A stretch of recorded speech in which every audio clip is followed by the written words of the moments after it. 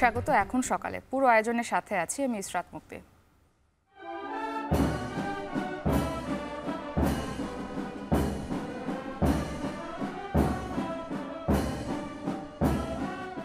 প্রধান উপদেষ্টার শপথ।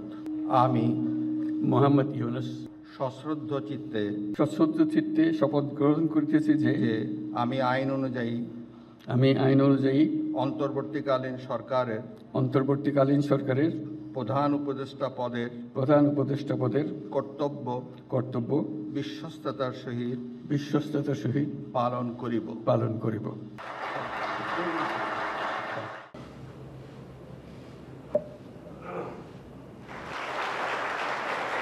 আমি আইন অনুযায়ী অন্তর্বর্তীকালীন সরকারের উপদেষ্টা পদের কর্তব্য বিশ্বস্ততার সহিত পালন করিব। দেশকে গৌরবের শীর্ষে নিয়ে যাবেন এবং দেশবাসীকে এবং জগৎবাসীকে উপভোগ করার সুযোগ করে দেবেন। আমি জাতির পক্ষ থেকে প্রত্যেককে নির্ভয়ে আনন্দ চিত্তে নিজ নিজ কর্মস্থলে নিজ নিজ সামর্থ্য নিয়ে এগিয়ে আসতে অনুরোধ করছি। প্রথমেই এই সরকারের দায়িত্ব হবে যে মানুষের যে জননিরাপত্তা, আইন শৃঙ্খলার পরিবেশ সেটিকে ফিরিয়ে আনা।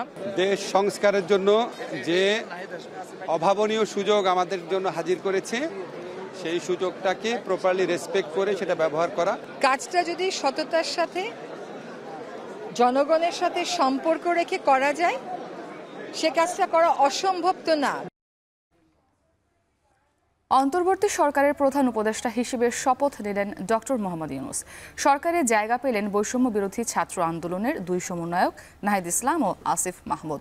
প্রধান উপদেষ্টারা জানালেন, দেশের জনগণের আশা আকাঙ্ক্ষা পূরণ করা হবে। প্রথম কাজই হবে আইন শৃঙ্খলা পরিস্থিতি উন্নত করে গণতান্ত্রিক পরিবেশে দ্রুত নির্বাচন দেওয়া।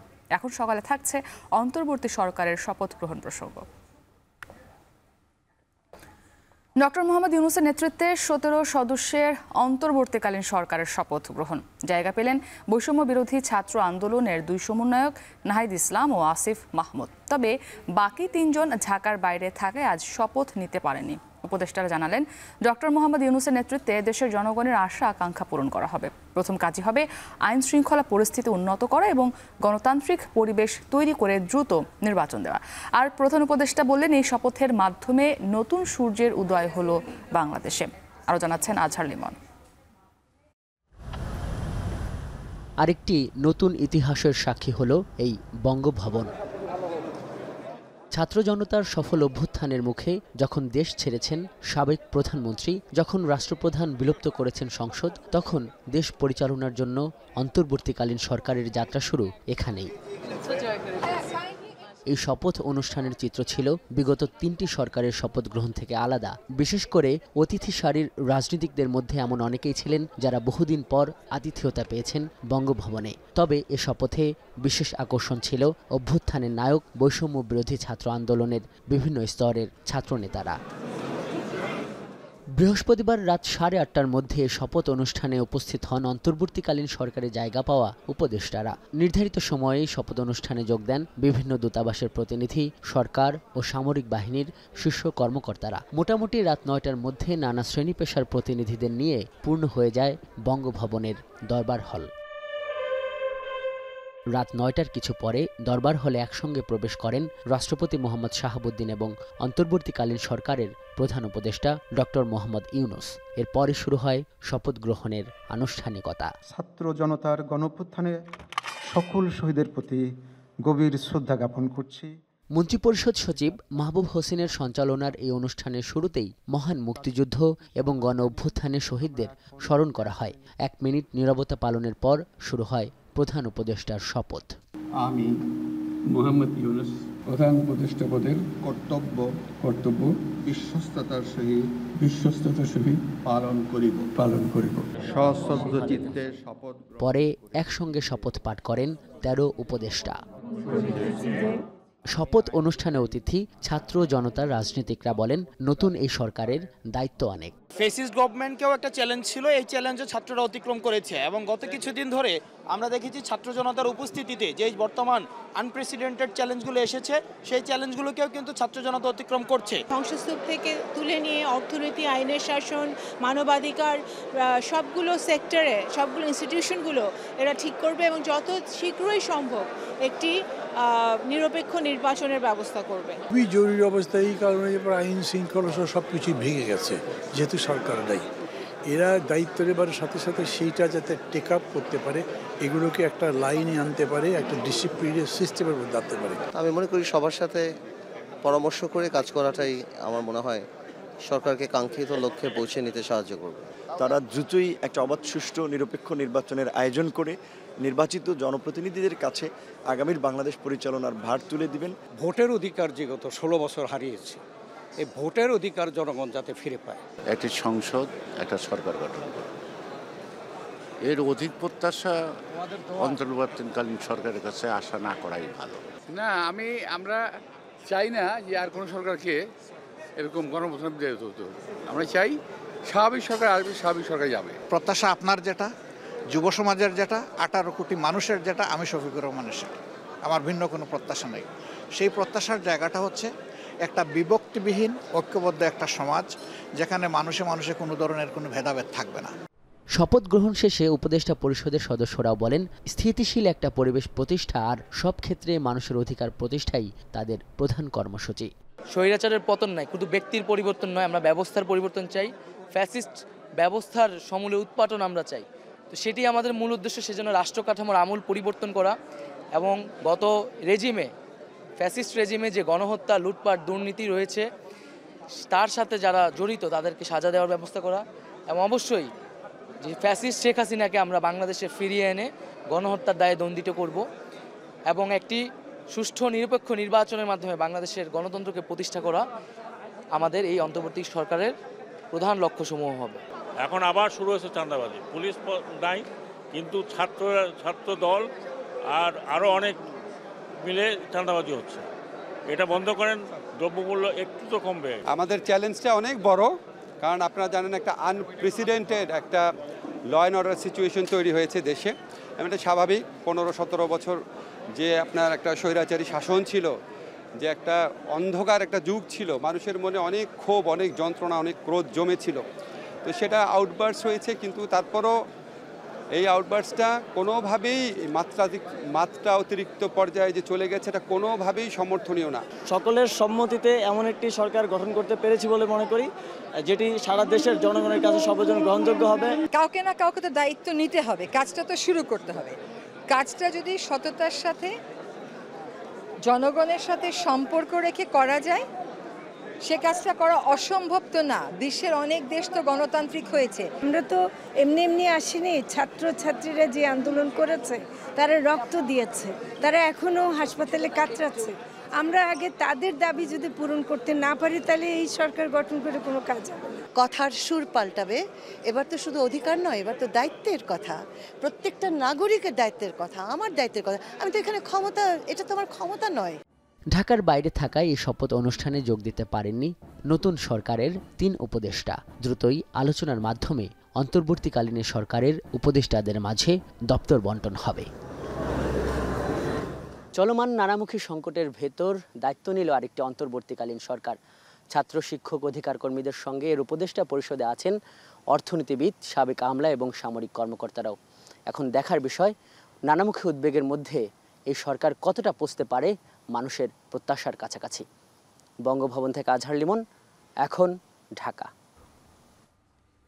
প্রধান উপদেষ্টা হিসেবে শপথ গ্রহণের পর জাতির উদ্দেশ্যে দেয়া এক সংক্ষিপ্ত ভাষণে ডক্টর মোহাম্মদ ইউনূস বলেন, দেশের দ্বিতীয় স্বাধীনতাকে নস্যাৎ করতে ষড়যন্ত্রকারীরা অরাজকতা তৈরি করছে, তবে তার শক্ত হাতে দমন করা হবে বলে হুঁশিয়ারি দেন তিনি। ছাত্র জনতার অভ্যুত্থানে আমাদের দ্বিতীয় স্বাধীনতা অর্জন উৎসবের মুহূর্তে এই স্বাধীনতাকে নস্যাৎ করার জন্য ষড়যন্ত্রকারীরা দেশে একটা অরাজকতার ও ভীতির পরিবেশ সৃষ্টি করেছে। অরাজকতা আমাদের শত্রু, একে দ্রুত পরাজিত করতে হবে। এই মুহূর্তে সরকারের প্রথম কর্তব্য হিসেবে আমরা এই ষড়যন্ত্রকারীদের কঠিন হাতে দমন করব। স্বাধীনতার মুক্ত বাতাস যেন প্রত্যেকে বুক ভরে নিতে পারে, এই নিশ্চয়তা দানেই আমাদের সরকারের প্রথম পরিস্থিতি। দেশের সকল মানুষকে আজ স্বাধীন, নির্ভয়, নিরুদ্বেগ থাকার জন্য নিশ্চয়তা দেওয়ার জন্য আমাদের ছাত্র শহীদরা প্রাণ দিয়েছেন। এই অভ্যুত্থানের মাধ্যমে সৃষ্ট সরকার দেশের প্রত্যেকের সরকার। এখানে থাকবে সকলের আকাঙ্ক্ষা পূরণের অধিকার। অরাজকতার বিষবাষ্প এখন যেই ছড়াবে, বিজয়ী ছাত্র জনতা সহ মুক্ত মানুষের আইনশৃঙ্খলা বাহিনীর পূর্ণ শক্তি তাকে ব্যর্থ করে দেবে। নিষ্ঠুর স্বৈরাচারী সরকার দূর হয়ে গেছে। কাল সূর্য উদয়ের সঙ্গে সঙ্গে গণতন্ত্রের, সুবিচারের, মানবাধিকারের নির্ভয়ে মত প্রকাশের পূর্ণ স্বাধীনতার জন্য সকলের স্বাচ্ছন্দ্যে জীবনধারণের সুযোগ প্রদানের সচেষ্ট সরকারের ঘনিষ্ঠ সান্নিধ্য ও সহমর্মী পরশ দলমত নির্বিশেষে সবাই উপভোগ করবে। এটাই আমাদের লক্ষ্য। আমাদেরকে এই লক্ষ্য পূরণে সাহায্য করুন। সারা বিশ্ব আজ অবাক হয়ে বলছে, সাবাস বাংলাদেশ, সাবাস বাংলাদেশের ছাত্র জনতা। আমরা এই অর্জনটাকে আর অনেক দূর নিয়ে যেতে চাই। আমাদের ছাত্র জনতার জন্য কিছুই অসম্ভব নয়। আমাদের তরুণরা অসম্ভবকে সম্ভব করতে পারে, তারা সেজন্য প্রতিজ্ঞাবদ্ধ। বাংলাদেশের অন্তর্বর্তীকালীন সরকারের প্রধান উপদেষ্টা হিসেবে শপথ নেয়া ডক্টর মোহাম্মদ ইউনূসকে শুভেচ্ছা জানিয়েছেন ভারতের প্রধানমন্ত্রী নরেন্দ্র মোদী। বৃহস্পতিবার একটি এক্স বার্তায় প্রধান উপদেষ্টাকে শুভেচ্ছা জানান তিনি। এ সময় বাংলাদেশকে স্বাভাবিক অবস্থায় ফিরিয়ে আনতে অন্তর্বর্তী সরকার প্রধানের প্রতি আহ্বান জানান মোদী। বার্তায় আরও উল্লেখ করা হয়, ভারত ও বাংলাদেশের নাগরিকদের শান্তি রক্ষায় দুই দেশ ভবিষ্যতেও একযোগে কাজ করবে। শপথ শেষে আহতদের দেখতে বঙ্গভবন থেকে ঢাকা মেডিকেলে ছুটে যান অন্তর্বর্তী সরকারের প্রধান ডক্টর মোহাম্মদ ইউনূস। এ সময় বৈষম্য বিরোধী ছাত্র আন্দোলনে আহতদের চিকিৎসার খোঁজ খবর নেন তিনি। সাজিদ আরাফাত জানাবেন বিস্তারিত। এক মাসেরও বেশি সময় ধরে চলা বৈষম্য বিরোধী আন্দোলনে প্রাণ হারিয়েছেন শত শত ছাত্র জনতা, আহত হয়েছেন অসংখ্য মানুষ। রক্তঝরা আন্দোলনের মধ্য দিয়ে নিজেদের অধিকার ছিনিয়ে আনে শিক্ষার্থীরা। ছাত্র জনতার গণ অভ্যুত্থানে পতন হয় সরকারের। এই গণ আন্দোলনে আহতদের অনেকেই চিকিৎসা নিচ্ছেন ঢাকা মেডিকেল হাসপাতালে। এবার আহতদের দেখতে বঙ্গভবন থেকে সরাসরি হাসপাতালে ছুটে গেলেন অন্তর্বর্তী সরকারের প্রধান ডক্টর মোহাম্মদ ইউনূস। বঙ্গভবনের শপথ আয়োজন শেষেই আহতদের দেখতে যান ডক্টর ইউনূস। এ সময় দুটি ওয়ার্ডে ঘুরে ঘুরে দেখেন আহতদের অবস্থা, খোঁজ খবর নেন তাদের শারীরিক অবস্থার। এ সময় তার সঙ্গে ছিলেন নতুন সরকারের উপদেষ্টা বাংলাদেশ ব্যাংকের সাবেক গভর্নর সালেউদ্দিন আহমেদ। ডক্টর ইউনূসের আগমন উপলক্ষে ঢাকা মেডিকেলে সেনাবাহিনীর সদস্য ও ডগ স্কোয়াডের তৎপরতায় জোরদার করা হয় নিরাপত্তা। সাজিদ আরাফাত, এখন, ঢাকা।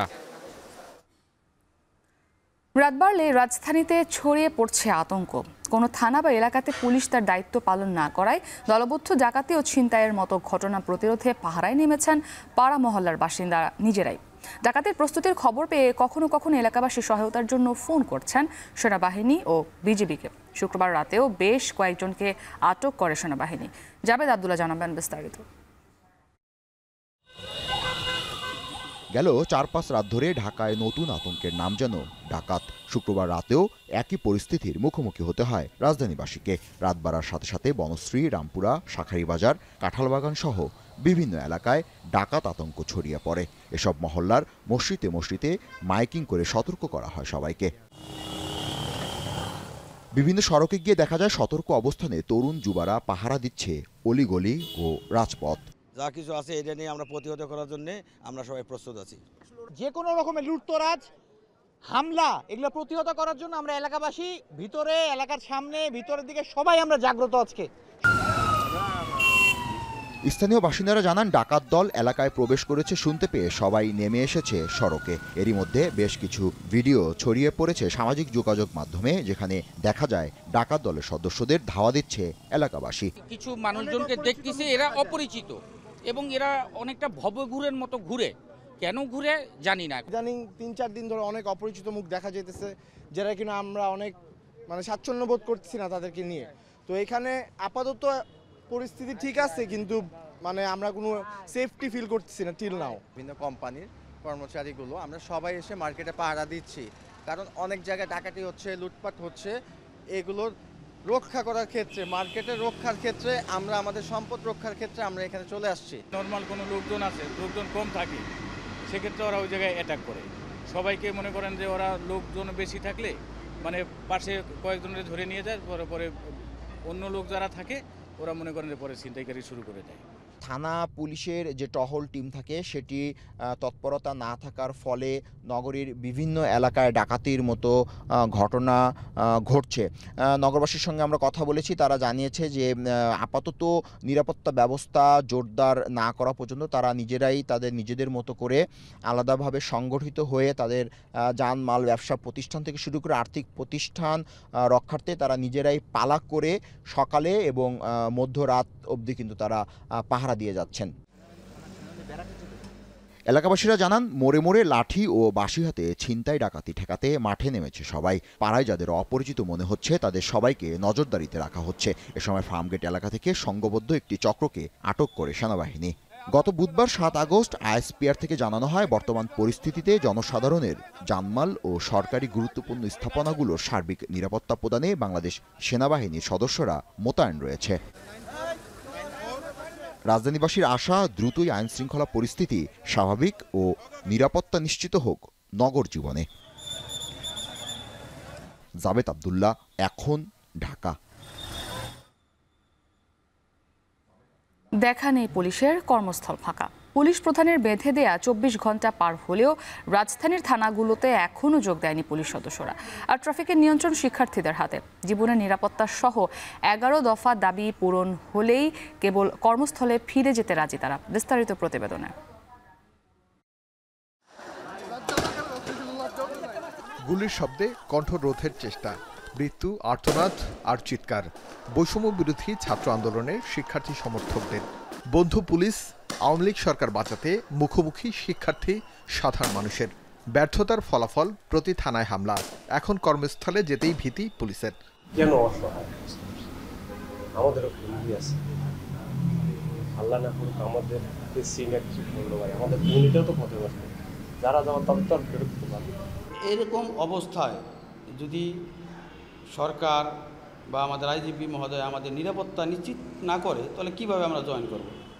মুখ ফুটে বললেন দীর্ঘদিনের অপূর্ণতার কথা। এই পুলিশ তো তাদের দাসত্বের জন্য না, জনগণের সেবকের জন্য। তো তারা নিজেরাই যদি এক একজনের 10 জন 15 জন করে খাটায়, তাহলে কিভাবে পুলিশ ডিপার্টমেন্ট চলবে কিভাবে? প্রতিটা পুলিশের এই বিসিএস ক্যাডার তাদের এই যেমন সোর্স মানি তারা পাচ্ছে, 1 লাখ 1.5 লাখ টাকা প্রতি মাসে তাকে সোর্স মানি দিচ্ছে। একটা কনস্টেবল পোল্ট্রি মুরগি দিয়ে ভাত খাইতে পারে না, একটা পাঙ্গাস মুরগি দিয়ে ভাত খাইতে পারে না। খুব দুঃখজনক। এরই মধ্যে পরিবর্তন হয়েছে পুলিশ প্রধান।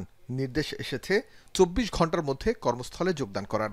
আমি সকল পুলিশ সদস্যকে আন্তরিকভাবে আহ্বান জানাই, আপনারা দেশ ও জাতির প্রয়োজনে শৃঙ্খলা বাহিনীর সদস্য হিসেবে নিজ নিজ দায়িত্ব পালনে আত্মনিয়োগ করুন। এখন পর্যন্ত ধ্বংসাবশেষ পড়ে আছে যত্রতত্র, নেই ক্ষত সারানোর কোনো উদ্যোগ। অথচ পুলিশ প্রধানের আলটিমেটাম, 24 ঘন্টার মধ্যে কর্মস্থলে যোগ দিতে হবে সকল পুলিশ সদস্যদের। রাজধানী ঘুরে দেখা গেল কোনো থানার একজন পুলিশ সদস্য এখন পর্যন্ত যোগদান করেনি। রাজধানীর থানা ঘুরে দেখা গেল কেউই নেই কর্মস্থলে, শুধু ব্যাটালিয়ন আনসারের 8 সদস্য পাহারা দিচ্ছে প্রতিটি থানা। না, আসে নাই। আপনারা কি কথা বলেছিলেন কারোর সাথে, কবে আসবে কিছু জানেন তথ্য? না, এরকম আমাদের কিছু জানাই না এখন পর্যন্ত। চাবি ছিল এতদিন ওই সেনাবাহিনীর কাছে, ওরা আজকে আমাদের কাছে দিয়েছে। ওরা আছে ওপারে, ওই যে ওপারে আছে, ওখানে ওরাই ডিউটি করে এখানে সামনে, আর আমরা ভিতরে ডিউটি করি। শুধু থানার পুলিশ নয়, কর্মস্থলে যোগ দেয়নি ট্রাফিক পুলিশও। নিশ্চয়তা কোথায় জীবনের? আমার মৃত্যুর দায়ভার কে নেবে বা আমার নিরাপত্তার দায়ভার কে নেবে, এরকম প্রত্যেকেরই একটা মেসেজ আর কি। নিরাপত্তা নিশ্চিত করেন, তারপরে আমরা আমরা আমাদের কর্মস্থলে যোগ দিব। পুলিশ হত্যার বিচার সহ 11 দফা দাবিতে কর্মবিরতিতে সকল সদস্য। জীবনের নিরাপত্তা নিশ্চিত না হওয়া পর্যন্ত কর্মস্থলে ফিরবেন না তারা। কর্মকর্তাদের দেখা নেই, ফোন ধরছে না ঊর্ধ্বতন কর্মকর্তারাও। সোজা সাপটা কথা, কোনো রাজনৈতিক দলের হাতিয়ার হিসেবে আর কাজ করতে চায় না বাংলাদেশ পুলিশ বাহিনী। আরিফ হোসেন, এখন, ঢাকা। বৃহস্পতিবার দুপুরে জামালপুর জেলা কারাগারের কয়েদিরা জেল ভেঙে পালানোর চেষ্টা করলে কারারক্ষীরা ফাঁকা গুলি ছুড়ে বন্দীদের আটকানোর চেষ্টা করে। এক পর্যায়ে কয়েদিরা জেলার সহ 3 কারারক্ষীকে জিম্মি করে। রাতে সেনাবাহিনী অভিযান চালিয়ে তাদের উদ্ধার করেন। আহত 3 কারারক্ষীকে উদ্ধার করে হাসপাতালে প্রেরণ করা হয়েছে। সকালে কারাগারের সার্বিক পরিস্থিতি নিয়ে সংবাদ সম্মেলনের কথা জানিয়েছে আইন শৃঙ্খলা রক্ষাকারী বাহিনী। এ বিষয়ে জামালপুর শহর থেকে বিস্তারিত জানিয়েছেন জুয়েল রানা।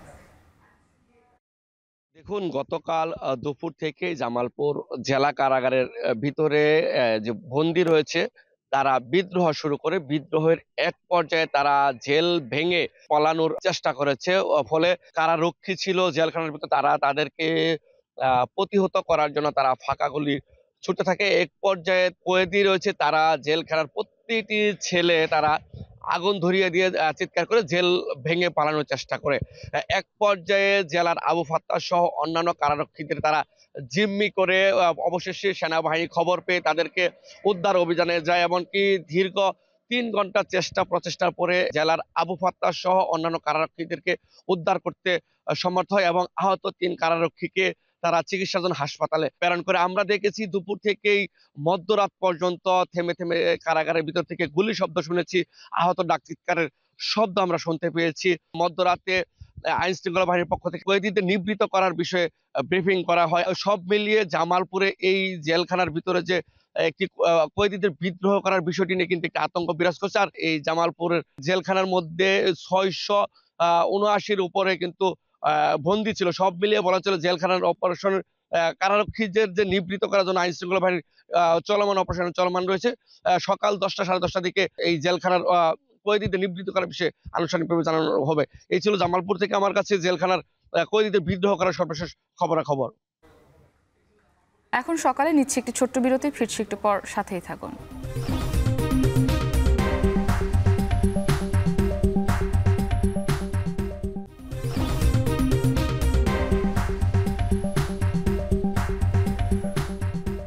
বিরতির পর ফিরে এলাম, দেখছেন এখন সকাল। বসে নেই সুকান্তর 18, বইয়ের পাতার কালো হরফ থেকে পথে পথে 18 ছল। কখনো রাজপথের অগ্নিস্ফুলিঙ্গ, কখনো পথের দিশা। দেয়ালে দেয়ালে আলপনায় ছাপ রেখে সুন্দর আগামের শপথে দৃপ্ত। অগ্নিছড়া 18 গল্প তুলে ধরেছেন হেদায়েতুল ইসলাম বাবু, ছবিতে ছিলেন সাইফুল সাগর।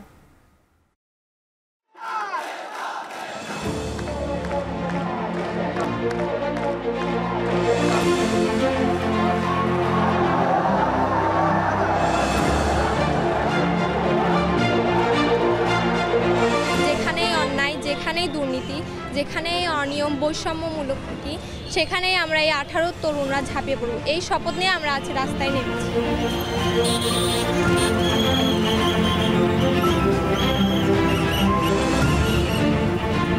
18 বছর বয়স কি দুঃসহ, স্পর্ধায় ন্যায় মাথা তোলবার ঝুঁকি। 18 বছর বয়সেই অহরহ বিরাট দুঃসাহসেরা দেয় যে উকি।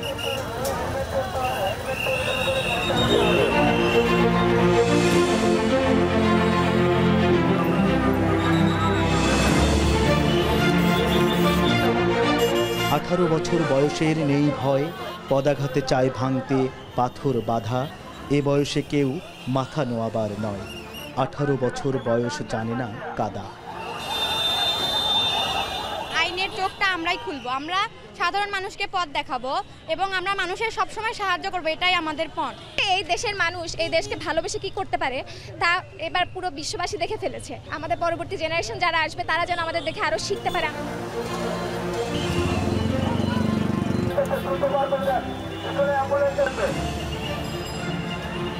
এ বয়স জানে রক্তদানের পুণ্য, বাষ্পের বেগে স্টিমারের মতো চলে। প্রাণ দেওয়া নেওয়া ঝুলিটা থাকে না শূন্য, সঁপে আত্মাকে শপথের কোলাহলে। 18 বছর বয়স ভয়ঙ্কর, তাজা তাজা প্রাণে অসহ্য যন্ত্রণা। এ বয়সে প্রাণ তীব্র আর প্রখর, এ বয়সে কানে আসে কত মন্ত্রণা।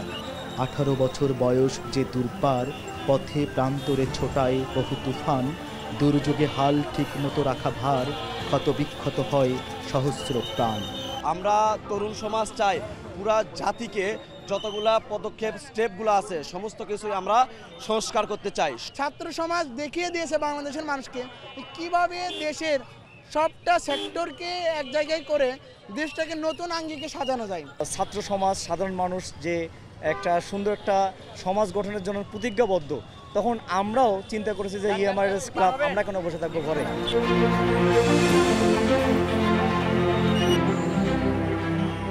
18 বছর বয়সে আঘাত আসে, অবিশ্রান্ত একে একে হয় জড়ো।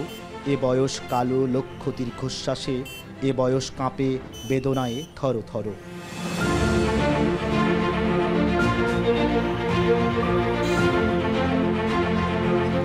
তব 18 শুনেছি জয়ধ্বনি, এ বয়স বাঁচে দুর্যোগে আর ঝড়ে। বিপদের মুখে এ বয়স অগ্রণী, এ বয়স তবু নতুন কিছু তো করে। যখন আমি 18 ছিলাম তখন কিন্তু আমি সুযোগ পাইনি। দেশপ্রেমের যে একটা উদ্বুদ্ধতা দেখতেছি এদের মধ্যে, উৎফুল্লতা, এটা আমি পাইনি, কোনো কিছু করার সুযোগ পাইনি। আমি হয়তো শুধু আমার কাজেই ব্যস্ত ছিলাম, কিন্তু এই বাচ্চাদের দেখেন, শুধু বাচ্চা বলবো না, 18 বলবো না, 18 পেরিয়েও যারা আছে প্রত্যেকটা বয়সের মানুষকে দেখেন কিভাবে স্বতঃস্ফূর্তভাবে তারা দেশের জন্য কাজ করে যাচ্ছে। এই যে নানামুখী যে কাজগুলো এই তারুণ্যের পক্ষে সম্ভব, তারা কিন্তু মাঠে এসে মানুষকে চোখে আঙ্গুল দিয়ে দেখিয়েছে এবং রাজনৈতিক নেতাকর্মীরা যেটা পারেনি এদের পক্ষে সেটা কিন্তু সম্ভব হয়েছে। সত্যি আমি অভিভূত এই তারুণ্যের আজকের এই কর্মকাণ্ড দেখে। এ বয়স যেন ভীরু কাপুরুষ নয়, পথ চলতে এ বয়স যায় না থেমে।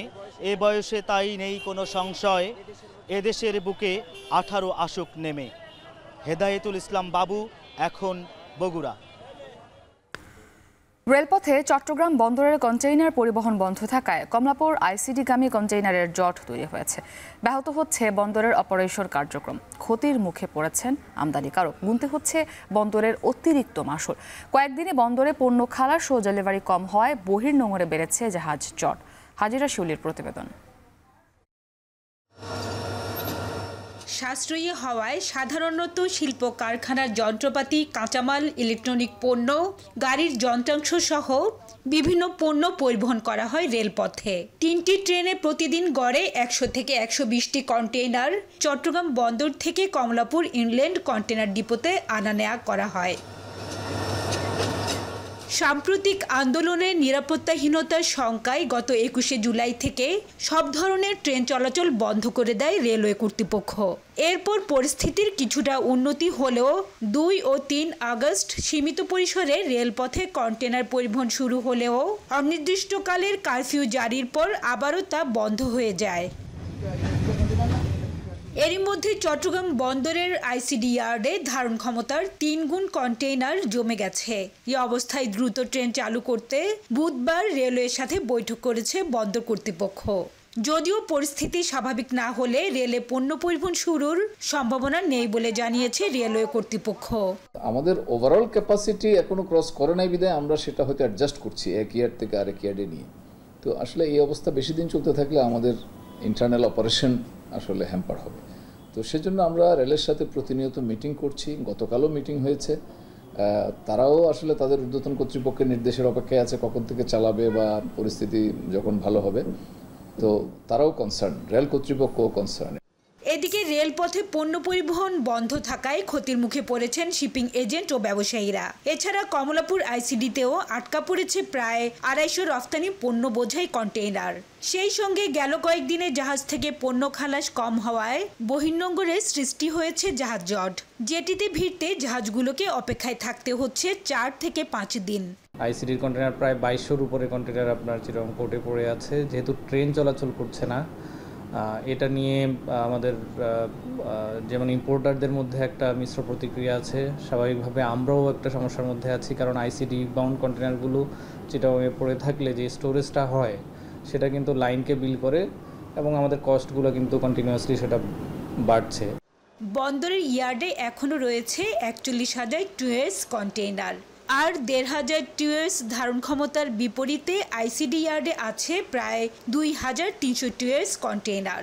বর্তমানে রেলওয়ের চট্টগ্রাম গুডস পোর্ট ইয়ার্ডে জ্বালানি তেল সহ 5টি পণ্যবাহী ট্রেন আটকা পড়ে আছে। হাজিরা শিউলি, এখন চট্টগ্রাম। বঙ্গোপসাগরে মাছ শিকারে হিমশিম খাচ্ছেন জেলেরা। সাগর আবার উত্তাল হয়ে ওঠায় সকল ট্রলার নিরাপদ আশ্রয়ে ফিরে এসেছে উপকূলের বিভিন্ন মোকামে। ইলিশ শিকারে প্রতিবন্ধকতায় মাছের সরবরাহ কমে বেড়েছে দাম। বৈরী আবহাওয়ার কারণে সাগরে মাছ না মেলায় কক্সবাজারেও চড়া ইলিশের দাম। এ বিষয়ে আরো জানাতে কলাপাড়া পাইকারি মাছ বাজার থেকে যুক্ত হয়েছেন জসিম পারভেজ। এছাড়াও কক্সবাজারে আছেন সহকর্মী মন্তোষ বেদক। শুরুতে আমরা জসিমের কাছে যেতে চাই। জসিম, একটু জানাবেন যে মোকামে কোন মাছগুলো কত টাকা দামে বিক্রি হচ্ছে?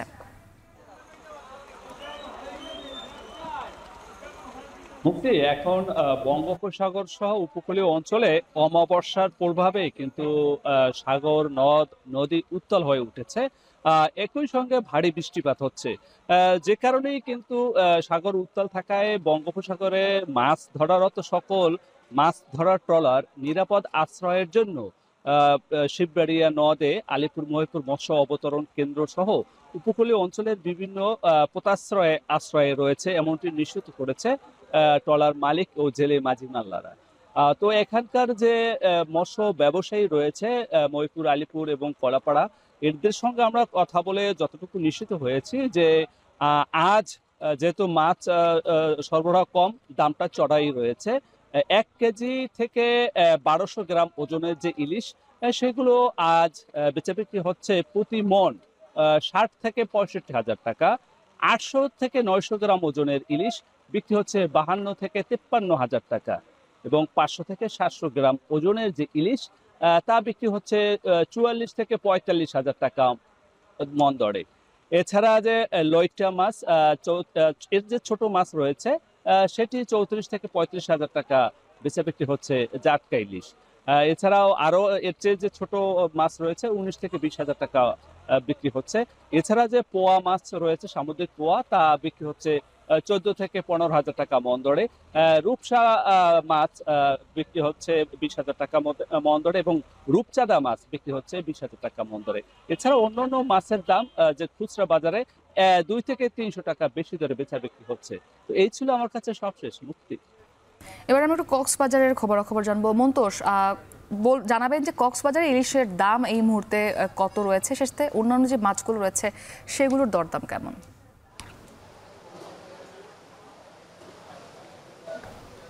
মুক্তি, ছোট আকারের যে ইলিশ সেটি এখন 500 থেকে 600 টাকা বা 450 টাকা এরকম বিক্রি হচ্ছে একেবারে ছোট আকারের যে ইলিশ, এবং বড় আকারের যে ইলিশ সেটি প্রতি কেজি 1200 থেকে 1500 টাকা পর্যন্ত বিক্রি হচ্ছে। এবং এছাড়া অন্যান্য বিভিন্ন মাছের সরবরাহ হচ্ছে, মাইটটা, লইট্টা, সুরমা থেকে শুরু করে রিটা, এইসব মাছ কিন্তু বাজারে রয়েছে। এবং এখন পর্যন্ত আসলে যে প্রত্যাশিত মাছ সেটি জেলেরা পাচ্ছেন না বলে আমাদেরকে জানিয়েছেন। যেহেতু বৈরী আবহাওয়া বিরাজ করছে, এখনও স্থানীয় 3 নম্বর সতর্কতা সংকেত রয়েছে, এবং এই পরিস্থিতিতে আমরা দেখছি যে আজকে যে মৎস্য বিতরণ কেন্দ্রটিতে আমরা রয়েছে, এখানে কিন্তু সকাল থেকে এখন পর্যন্ত 12টি ট্রলার এই জেটি ঘাটে নোঙর করেছে, এবং এইসব ট্রলারে কিন্তু প্রত্যাশিত মাছ আসলে তারা পাচ্ছেন না। এবং এই যে পরিস্থিতি, এটির কারণে কিন্তু জেলেদের মাঝে এক ধরনের হতাশা কিন্তু বিরাজ করছে। এখানে পাইকারি যে মাছ বাজার, সেখানে যেহেতু এই 500 থেকে 600 টাকা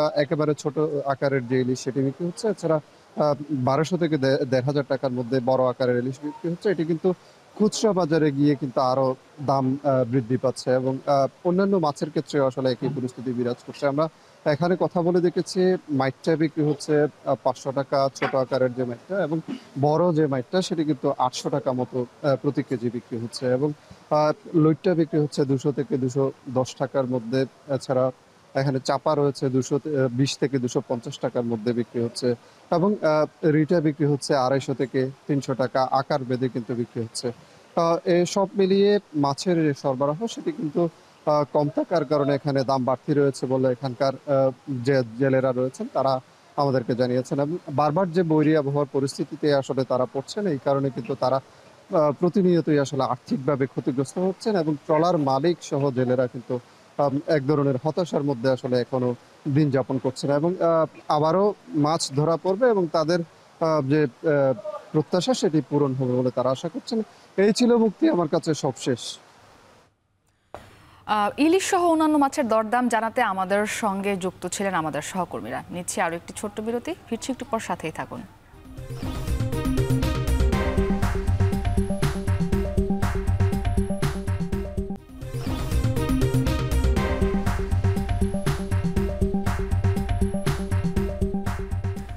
পর আবারও স্বাগত। দেখছেন এখন সকাল।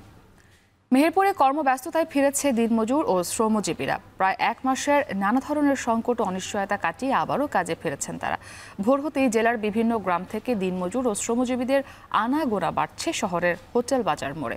সেখান থেকে বিস্তারিত জানাতে যুক্ত হয়েছেন মুজাহিদ আল মুন্না। মুন্না, বলছিলাম যে দিনমজুর ও যারা শ্রমজীবী রয়েছেন তারা তাদের কাজে ফিরতে শুরু করেছেন। জানাবেন যে এই মুহূর্তে চুক্তিভিত্তিক কাজের চাহিদা সেখানে কেমন?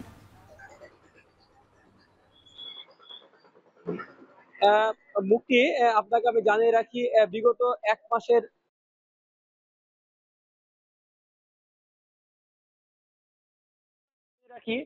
আমি এই মুহূর্তে দাঁড়িয়ে আছি মেহেরপুর শহরের হোটেল বাজার মোড়ে।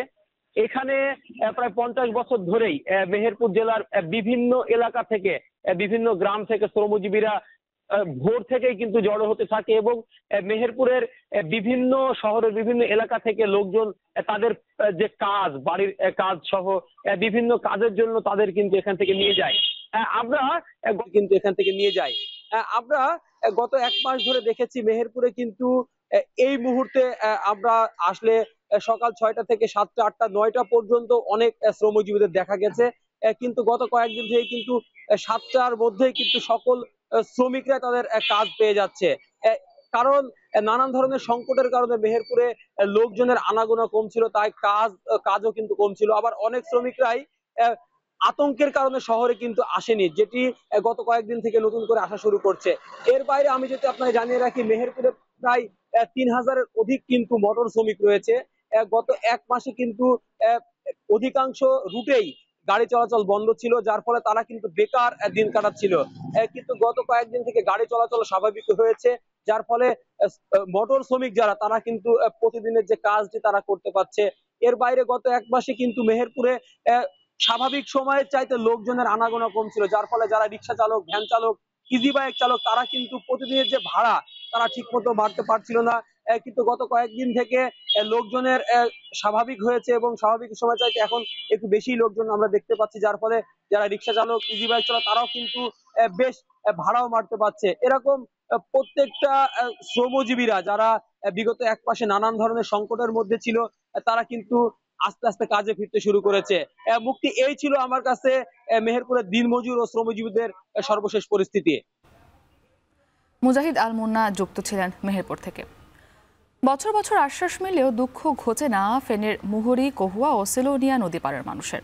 বানের জলে ভাসতে হয় প্রতি বছরই। দীর্ঘ 40 বছর ধরে বাঁধ ভেঙে জানমালের ক্ষতির সম্মুখীন হচ্ছেন স্থানীয়রা। সোলেমান জালিমের প্রতিবেদনে বিস্তারিত।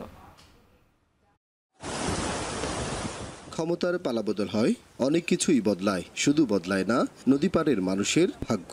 বানের জলে প্রতি বছরই ভাসতে হয় মুহুরী, কহুয়া, সিলোনিয়া নদী পাড়ের বাসিন্দাদের। বছর বছর আশার বাণী দেয়া হলেও কাজ করেনি কেউই। ভেঙেছে নদীর বাঁধ, ভেসেছে জনপদ, গর্বসদী, ফল, ফসল। দুঃখ গোছেনি ফেনীর উত্তরের লাখো বাসিন্দার।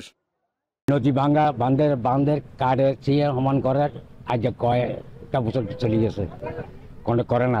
ডলাই হোক আন্দাও ছেলে মেয়ে লই গরু ছাগল লই আন্দার রাস্তা উঠাই খারে থাও লাগে বা বই থাও লাগে।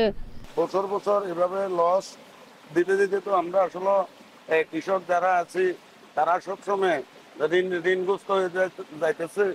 1998 সালে পরশুরামের জনসভায় তৎকালীন প্রধানমন্ত্রী শেখ হাসিনা মুহুরী, কহুয়া ও সিলোনিয়া নদীর ভাঙন ঠেকাতে স্থায়ী সমাধানের জন্য প্রকল্প গ্রহণের আশ্বাস দেন। 2005 সালে তৎকালীন প্রধানমন্ত্রী খালেদা জিয়া 155 কোটি টাকা ব্যয়ে একটি প্রকল্প নেন। কাজ শেষ হয় 2011 সালে। বন্যা নিয়ন্ত্রণে 122 কিলোমিটারের সেই বাঁধও কোনো কাজে আসেনি। স্থানীয়রা বলছেন, প্রতি বছর বর্ষা মৌসুম এলেই শুরু হয় তাদের দুঃখ কষ্টের। এক মৌসুমেই কয়েক দফার বন্যায় ভাসতে হয়। পানি উন্নয়ন বোর্ড বাঁধ মেরামতের কাজে নয়ছয় করে কোনো রকমে জোড়াতালি দেয়। বৃষ্টি এলেই তা আবার ভাঙে। ইংরেজি বাজারে প্রত্যেক বছর বর্ষা এলে প্রত্যেক বছর দোকানগুলা সব তলায় নিয়ে যায়। এটার কোনো প্রতিকারও পাইতেছি না। প্রতি বছর এই বন্যাটা হয়, এটার জন্য মানুষ অনেক দুর্ভিক্ষের মধ্যে থাকে, মানুষ অনেক কষ্টের মধ্যে থাকে। আমরা চাচ্ছি যে এটা স্থায়ীভাবে যেন এই বাঁধটা যেন কাজটা কমপ্লিট করে স্থায়ী একটা সমাধান চাই।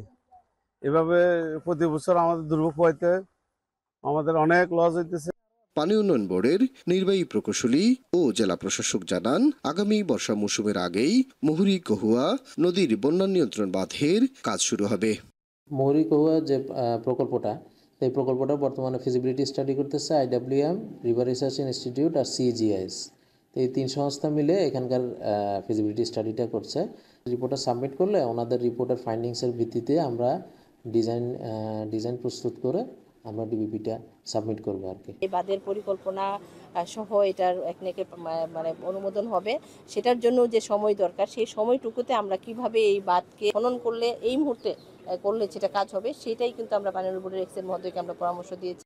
2011 সালে 137 কোটি টাকা ব্যয়ে মুহুরী কহুয়া সিলোনিয়া নদীর 122 কিলোমিটার মাটির বাঁধ নির্মাণ করা হয়। 2013 সালে আকস্মিক বন্যায় বাঁধের 3টি স্থানে ভাঙন দেখা দেয়। এরপর থেকেই প্রতি বছরই ভাঙছে বাঁধের বিভিন্ন অংশ।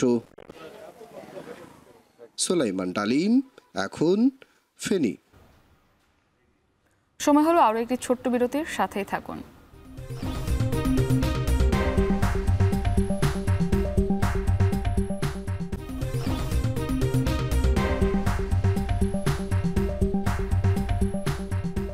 আবারও স্বাগত, দেখছেন এখন সকাল। আন্তর্জাতিক বর্ণবাদ ও বিদ্বেষমূলক অপরাধের বিরুদ্ধে বিক্ষোভে উত্তপ্ত যুক্তরাজ্যের লন্ডন, বার্মিংহাম, ব্রিস্টল, লিভারপুল ও নিউক্যাসলের মতো গুরুত্বপূর্ণ শহর। 5 শতাধিক উগ্র ডানপন্থী বিক্ষোভকারীকে আটক করেও পরিস্থিতি নিয়ন্ত্রণে আনতে পারছে না স্টারমার প্রশাসন। এদিকে বিক্ষোভকারীদের গলা কেটে নেওয়া উচিত এমন বক্তব্যের জোরে লেবার পার্টির কাউন্সিল সদস্য রিকি জোন্সকে দল থেকে বহিষ্কার করা হয়েছে। সতীর্থ কর্মকার জানাবেন বিস্তারিত। মেঘ থমথমে আকাশ, মুখ কালো করে দাঁড়িয়ে আছে নর্দার্ন আয়ারল্যান্ডের স্টোরমন্ট পার্লামেন্ট ভবন। ভবনের প্রবেশপথে বর্ণবাদ ও বিদ্বেষমূলক অপরাধের বিরুদ্ধে স্লোগান দিচ্ছেন বিক্ষোভকারীরা। এই থমথমে পরিবেশ বলে দেয়, কঠোর থেকে কঠোরতর অবস্থানে না গেলে স্টারমার প্রশাসনের জন্য এই দুরবস্থা থেকে ব্রিটেনকে রক্ষা করা কঠিন হয়ে যাবে। Not feeling safe at all. We are not feeling safe in a way that we are worried about even going to the shops. We're afraid of shopping. You're worried about the next person. You know, what will they do? Will something start?